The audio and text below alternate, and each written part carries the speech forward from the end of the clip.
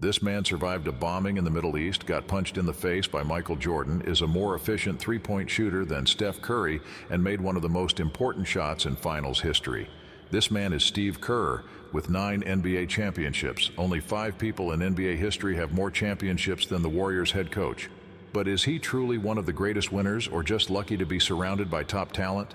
How good is Steve Kerr compared to other NBA players of his time? Steve Kerr had a very unusual childhood. His father, Malcolm Kerr, was a professor at UCLA specializing in Middle Eastern politics, but because he also taught at the American University of Beirut in Lebanon, the Kerr family spent their time between California and the Middle East. However, for 2 years, Steve also lived in Egypt, 1 year in France, and he spent his summers traveling around Europe in the family's Volkswagen. But no matter where he was, one thing that didn't change in Steve's life was sports, and he was passionate about baseball and basketball. Although it wasn't easy to see him play, not because he lacked talent, Steve played well with excellent hand-eye coordination, but was also a spoiled kid. Whenever something went wrong, he would shout and argue, and sometimes you could see a glimpse of that anger when he stood on the Warriors bench. Fortunately, as he grew up, Steve started to calm down, and one thing that didn't change was the hoop in front of his house, where he spent countless hours practicing, and it all paid off. Despite being quite skinny and lacking physical strength at a modest height of 6'3", Steve could shoot very accurately, and thanks to his shooting ability, he received a scholarship to the University of Arizona under the legendary coach Lute Olson. In the summer of 1983, after graduating from high school and before becoming a Wildcat, Steve decided to join his family in Lebanon. His father had become the president of the American University of Beirut, but a civil war had also just begun. Despite the unstable political situation, Steve missed his family and wanted to be with them. Due to his father's status, the Kerr family had a relatively peaceful summer, but when Steve wanted to return to the U.S., the harsh reality of war struck. As he was about to board the plane, the airport was bombed. We were in the terminal, and suddenly there was an explosion. Not in the terminal, but on the runways. The whole place froze. My mother hugged me tightly, and I remember running out of the terminal and through the parking lot. It was really scary. Steve panicked. The Kerr family ran back home, and Steve got stuck as the runways were damaged. After many unsuccessful attempts to get him on a military plane, his father's driver finally drove him through the mountains to Syria. It was an extremely dangerous trip, but Steve escaped safely, arriving in California a few days later. When the basketball season started, Steve's freshman year was quite impressive, averaging just 7 points in 22 minutes on the court. But what pained Steve more than the numbers was that his family couldn't be there to watch him play, and he had no idea that his father would never see him play live. It was 3 a.m. on January 18, 1984, and Steve received the worst call of his life. That morning in Beirut, like any other workday, his father was walking down the hallway to his office when it happened. Malcolm Kerr, the president of the American University of Beirut, was shot dead at the school, the latest victim of seemingly endless violence in Lebanon. Malcolm Kerr was shot twice in the back of the head. It was a huge shock to me, even knowing how dangerous the situation in Beirut was. While the entire family attended his father's funeral, Steve decided to stay in Arizona. More surprisingly, just 2 days after his father was assassinated, Steve played in a basketball game. It sounds terrible to say that basketball was more important, but the truth is, the logistics were very complicated, and playing basketball was a way to relieve my mind. The only time I didn't think about my father was on the court. Throughout the game, I thought about my father, and I dedicated that game to him, even if only in my private thoughts. Not only did Steve play, but he also had the best game of his career. After a painful moment of silence to remember his father, Steve stepped onto the court and scored the first points, finishing the game with 5 out of 7 successful shots in an upset victory over arch-rival Arizona State. In the next 2 seasons, Kerr's scoring increased significantly, and in the 1986 season, his junior year, Steve averaged 14 points, 4 assists, with an impressive 57% shooting percentage and 90% from the free throw line. His competitiveness and shooting ability earned him an invitation to the 1986 World Cup, where the U.S. team won the gold medal. Steve was the 4th leading scorer on the team, behind only David Robinson, Kenny Smith, and Charles Smith.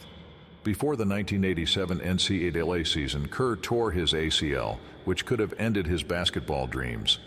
But Steve recovered in time for the 1988 season and played better than ever, putting on a shooting display every night. When Kerr was injured, the NCAA introduced the three-point line, and in the first season with the three-point shot, Steve immediately set a record for three-point shooting percentage in an NCAA season at 57.3%, making 114 three-pointers, a total record that wouldn't be broken for 2 decades. However, in that same season, Kerr faced the most challenging moment of his career. During the warm-up before a game against Arizona State, Kerr was taunted by opposing fans with shouts including "Where's your father?" and PLO, referring to the organization that killed Malcolm Kerr. There were about 10 or 12 students shouting, "Where's your father?" Steve broke down and cried. But then he got up, and the anger he played with throughout his childhood emerged. I rarely had thoughts of revenge in my mind when playing basketball, but that was probably the only game I did, and I've never seen anything like it. Kerr played as if possessed, scoring 20 points in the first half and making all 6 of his three-point attempts in an overwhelming victory. That season, Steve helped the Wildcats reach the Final Four for the first time in the school's history, then declared for the NBA draft. When he graduated high school, making it to the NBA was a distant dream for Kerr because he could barely get into college. "I just hoped to play college basketball somewhere, never thinking I would play in the NBA." But thanks to hard work and impeccable shooting ability, Steve was good enough to be selected by the Suns in the second round with the 50th pick. I'm not very spiritual, but sometimes I think maybe he's pulling a few strings up there, and that's why I eventually made it. However, because he was physically weak compared to most other players, Steve spent his rookie season glued to the bench, scoring just 54 points for the entire season. However, Steve was a fighter, and when he was traded to the Cavs the next season and finally got more playing time, he seized the opportunity fully. Despite his lack of physical strength, Steve was still a sharp, long-range shooter. Kerr led the NBA in three-point shooting percentage, making an astonishing 51% of his three-point attempts. Steve spent 3 years in Cleveland, and his 47% three-point shooting percentage remains a Cavs team record. After a brief stint with rookie Shaquille O'Neal in Orlando, Steve had the biggest turning point in his career when he signed with the Chicago Bulls for the minimum salary of $150,000 per season. Despite the small salary, Kerr had the unique opportunity to play alongside one of the greatest basketball players in history and learn from one of the best coaches in history. Over the next 5 years, Kerr would prove to be one of the NBA's most reliable role players, playing 378 consecutive games for the Bulls, during which he set numerous NBA records. In 1995, Kerr became the first player in NBA history to shoot over 50% from the field, 50% from three, and 90% from the free throw line. However, the Bulls lost to the Magic in the second round, and Jordan was furious. Michael spent the entire summer lifting weights and playing basketball on the Space Jam film set. When he returned to the Bulls training camp in September, Jordan was in the best shape of his life. Michael not only wanted to be at his best, but also demanded perfection in practice from his teammates, so every day in training camp was a battle. One day, Phil Jackson assigned Kerr to guard Michael, and Jordan immediately started trash-talking Steve, pushing him around in the paint. I have a lot of patience as a person, but I usually explode at some point because I'm very competitive too. I will fight. But despite being 5 inches shorter and 40 pounds lighter, Steve was very competitive and didn't back down, so he pushed back against Michael. Unlike the scuffle between Draymond Green and Jordan Poole, the relationship between Steve and Michael improved after that punch. Jordan apologized to Steve. I called Steve and apologized. I said, "Hey man, that had nothing to do with you." And Kerr earned MJ's trust and respect. It was probably the best thing I ever did was standing up for myself in front of him, because now Michael knew that Steve wouldn't back down from anyone. He earned my respect because he wasn't willing to back down and become a pawn in Michael's process.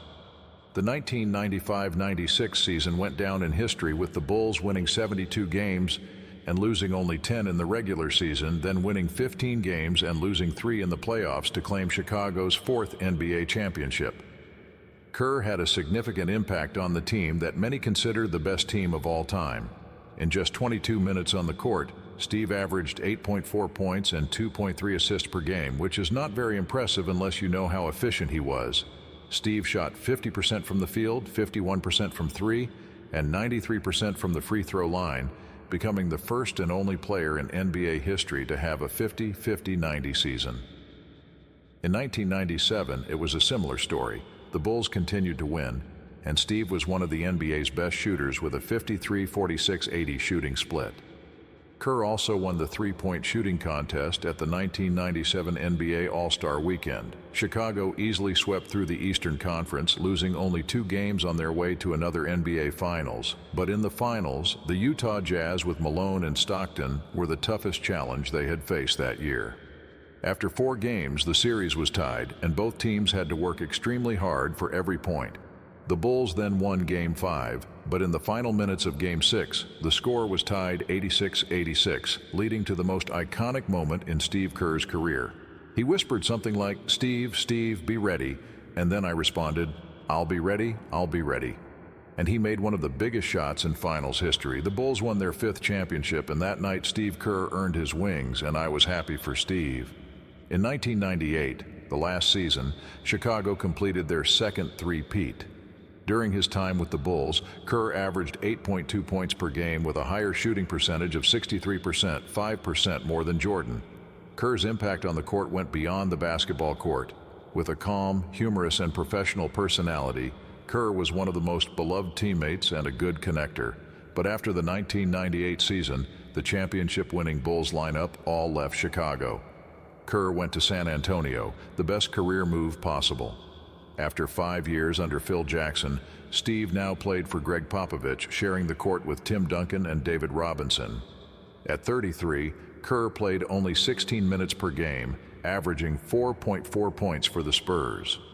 But in 1999, San Antonio was the strongest team in the NBA, and they easily won the championship, losing only 2 games in the playoffs. Kerr became the first player since the 1960s Celtics to win 4 consecutive rings. Steve would spend 2 more years with the Spurs before moving to Portland in 2001, where he joined the infamous Jailblazers. After the 2002 season, where he didn't play much for the Blazers, Steve intended to retire. But after talking to Coach Popovich, he decided to return to San Antonio for his final season.